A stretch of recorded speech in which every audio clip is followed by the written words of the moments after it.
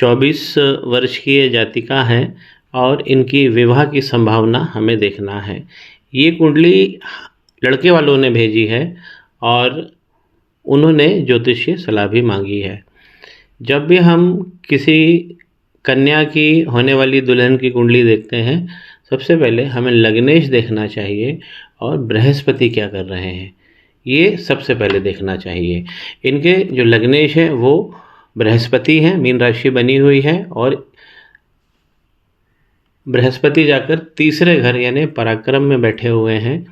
ये अच्छी सेटिंग है, तो यहाँ पे लग्नेश मजबूत हो जाते हैं और डिग्री भी इनकी 16 है। ये बहुत अच्छी सेटिंग है, लग्नेश इनके बहुत तगड़े हैं और बृहस्पति भी अब इनके तगड़े हैं क्योंकि लग्नेश ही बृहस्पति हैं। दूसरा हमें देखना चाहिए सप्तमपति क्या कर रहे हैं। ये 7वां घर है, यहाँ पर 6 लिखा हुआ है।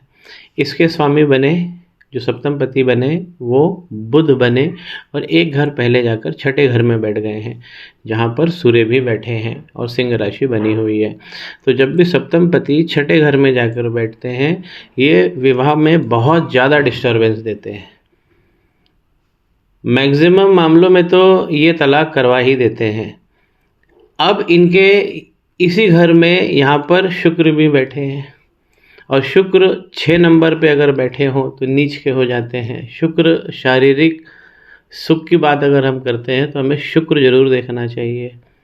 इवेंट ऑफ सेक्सुअलिटी जो है ये शुक्र, लेकिन यहाँ पर अगर इस प्रकार 6 नंबर लेकर बैठेंगे 7वें भाव में तो वो भी चीज़ में कमी आएगी।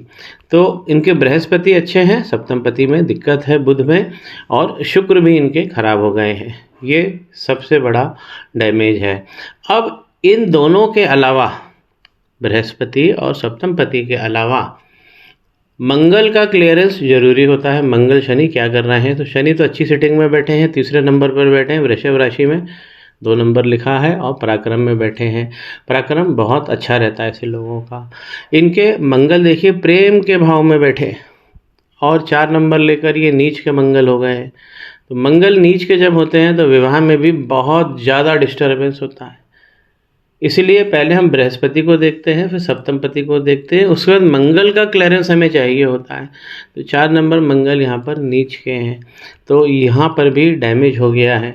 तो ये दोनों एंगल पे कुंडली बहुत ज़्यादा वीक हो गई है और इसमें वैवाहिक सुख जो है वो नदारद हो गया है।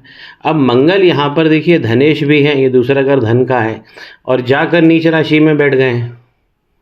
तो धनेश का नीच राशि में चले जाना भी फाइनेंस की प्रॉब्लम देगा ही देगा। इनके राहु सुख के घर में बैठे हैं।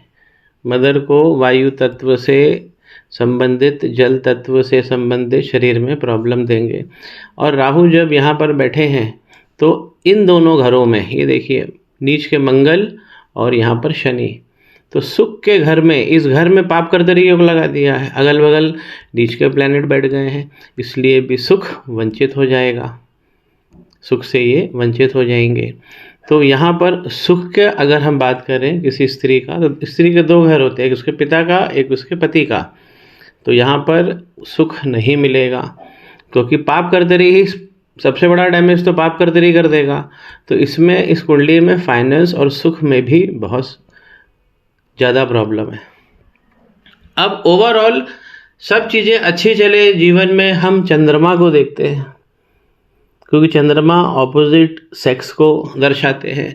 तो यहाँ चंद्रमा अष्टम भाव में चले गए, तो चंद्रमा का अष्टम भाव में जाना और यहाँ तुला राशि में बैठना, इनकी राशि तुला है, यहाँ पर इनको चंद्रमा को भी मैनेज करना पड़ेगा क्योंकि वो भाव नहीं मिलेगा चंद्रमा का।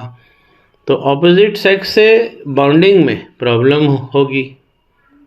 अब देखिए नवांश कुंडली का हम जब ये लग्न पार्ट देखते हैं, पहला घर, तो यहाँ पर केतु यहाँ पे डैमेज कर रहे हैं, जबकि राशि इधर भी गुरु की बनी है ऊपर पहले घर में, और नीचे धनु राशि ये भी बृहस्पति भगवान की बनी है।